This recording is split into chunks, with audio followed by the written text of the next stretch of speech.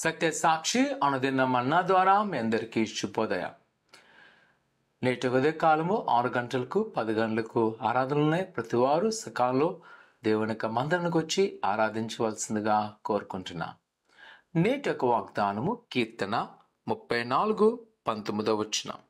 యెహోవా వానిని విడిపించును. ప్రియకుమార కుమార్తె, ఈ ఉదయకాల సమయంలో నువ్వు వేదంతో ఉన్నావా, బాధతో ఉన్నావా?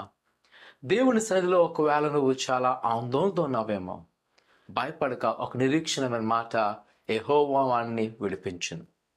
నీ బంధకం ఏదైనా అవ్వచ్చు, నీకున్న భారము ఏదైనా అవ్వచ్చు, నీ ముందు అనేక మందిని హేళన చేస్తూ అవమానిస్తూ ఇంకా నీ వల్ల జరగదు అనిపిస్తుందేమో, కానీ యెహోవాని విడిపించును.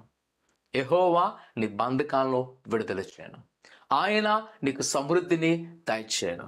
ఆయనకున్న ప్రతి ఒక్క వేదన బాధ ఆయన తొలగించును. ఆయన తెలుసు తన బిడ్డలను ఎలా విడిపించాలో. కావున ప్రియ కుమార కుమార్తె, ఆధైర్యపడక, దిగులు చెందక, నిరాశపడక, ఇదిగో ప్రభు కొరకు నిలబడు. ఆయన నీ పట్ల కార్యం చేసాక నిరీక్షణతో నిలబడు. ఇదిగో దేవుని యొక్క కార్యాన్ని మనము స్పష్టంగా చూడబోతున్నాం. ఆయన మన పట్ల తన ఉద్దేశాలను నెరవేర్చబోతున్నాడు. ప్రార్థన చేసుకుందాం. పరిశుద్ధుడైన దేవా, నీ కన్నాలు, నీ కుమారులు, నీ కుమార్తెలు జ్ఞాపకం చేసుకోండి. ఇగో నీ సన్నిధికి వచ్చి మొరు పెడుతుండగా వారుకున్న భారాన్ని, వారుకున్న భయాన్ని, వారుకున్న ఆందోళన యేసు నామం తీసివేయండి ప్రభా.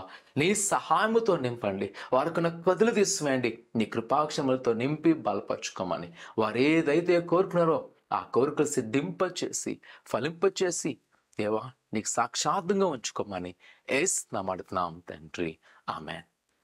ఆయన నమ్మకించండి. దేవుడు ఖచ్చితంగా మిమ్మల్ని విడుదల చేసి గొప్ప సాక్షిగా నిలబెట్టును గాక. ఆమేన్.